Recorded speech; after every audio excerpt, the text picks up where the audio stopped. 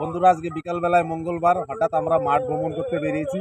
তো মনে হলো যে আমরা একটু ফুল বাগানগুলো ঘুরে দেখি। তো দূর থেকে দেখছিলাম এই ফুলবাগানটা দেখা।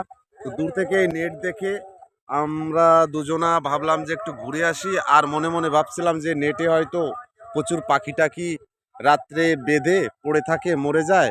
তো সেই হিসাবে আমরা দেখতে দেখতে দেখতে আমাদের সামনেই দেখতে পেলাম খুব সুন্দর একটি পাখি বেঁধে আছে। এই পাখিটিকে আমরা এখন রেস্কিউ করব, ছেড়ে দেব। এ খুব যন্ত্রণায় ছটফট করছে জালে বেঁধে। কিছু করার নেই, যারা কুলের চাষ করছে তারা নিজেদের সেফটির জন্য, যাতে কুলের ফলন ভালো হয় তার জন্য এই জাল বিছিয়েছে। এটা কুল পাকেনি, কিন্তু তবুও পাখি তো এসছে আর বেঁধে আটকে আছে, ছটফট করছে। আমি এখন ছাড়িয়ে দেবো, দেখি। এদিকে আসো দোস্ত, এদিকে আসো। কামড় দেয়।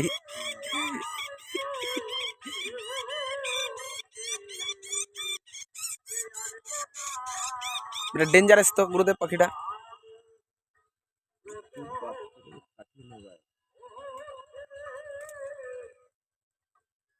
যা বড় সিঁড়ি বুড়ি মেরে দেবে।